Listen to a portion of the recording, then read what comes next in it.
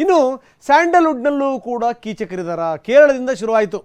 ಕೇರಳದಲ್ಲಿ ಇದು ಈ ವಿಚಾರಕ್ಕೆ ಸಂಬಂಧಪಟ್ಟಂಗೆ ಒಂದು ಸಮಿತಿಯನ್ನು ಕೂಡ ರಚನೆ ಮಾಡಲಾಯಿತು, ಹೇಮಾ ಸಮಿತಿ.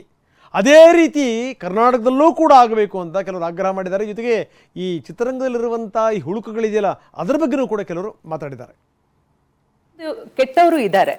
ಸೊ ಪಾಪ ಕೆಲವೊಂದು ಹೆಣ್ಮಕ್ಳ ಲೈಫಲ್ಲಿ ಕೆಟ್ಟದ್ದು ನಡೆದಿದೆ. ಸೊ ಹಾಗಂತ ಎಲ್ಲರೂ ಕೆಟ್ಟವರಲ್ಲ, ಕೆಲವರು ಕೆಟ್ಟವ್ರು ಇದ್ದಾರೆ, ಒಳ್ಳೆಯವರು ಸಹ ಬಹಳಷ್ಟು ಜನ ಇದ್ದಾರೆ. ನೋಡಿ, ಆ ಥರ ನಡಿಬಾರ್ದು. ಯಾಕಂದರೆ ಎಲ್ಲರೂ ಬರೋದು ಹೊಟ್ಟೆಪಾಡಿಗೋಸ್ಕರ, ಒಂದು ಯಶಸ್ಸು ಕಾಣಬೇಕು, ಹೆಸರು ಮಾಡಬೇಕು ಅಂತ ಆಸೆ ಇಟ್ಕೊಂಡು ಬರ್ತಾರೆ. ಯಾವತ್ತೂ ಆ ರೀತಿ ತಪ್ಪು ಆಗಬಾರ್ದು. ಯಾರೋ ಒಬ್ರು ಏನೋ ಒಂದು ಮುಟ್ತಾರೆ, ಯಾವ ಭಾವನೆಯಿಂದ ಮುಟ್ತಾರೆ ಅನ್ನೋದನ್ನ ಗ್ರಹಿಸುವಂಥ ಶಕ್ತಿ ನಾವು ಕಳ್ಕೊಳ್ತಾ ಇದ್ದೀವಿ. ಏನೋ ಒಂದು ಇನ್ಸೆಕ್ಯೂರಿಟಿ ಅಥವಾ ತುಂಬ ಹೆಣ್ಮಕ್ಳನ್ನ ತುಂಬ ಕೇವಲವಾಗಿ ನೋಡ್ಕೊಂಡಿರೋ ರೀತಿ, ಆ ಥರದನ್ನು ನಾವು ನೋಡಿಲ್ಲ ಇಲ್ಲಿ. ಆಮೇಲೆ ಆ ಥರದ ಕಟ್ಟುಪಾಡುಗಳು ಇಲ್ಲಿಲ್ಲ. You don't have to sign anything. ಅಂದರೆ ನಾನು ಹಿಂಗೆ ನೀವು ಹೇಳಿದೆಲ್ಲ ಕೇಳ್ಕೊಂಡೇ ಮಾಡ್ತೀನಿ ಅಂತ ಏನೂ ಇಲ್ಲ. If you still want to have an agreement, you make your own agreement, you make your own MOU, which is fine.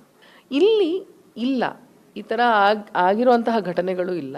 ಆಮೇಲೆ ಯಾವುದು ನಡೆದಿದ್ರೂ ಸಹ ನಮ್ಮ ಇದಕ್ಕೆ ಬಂದಿಲ್ಲ.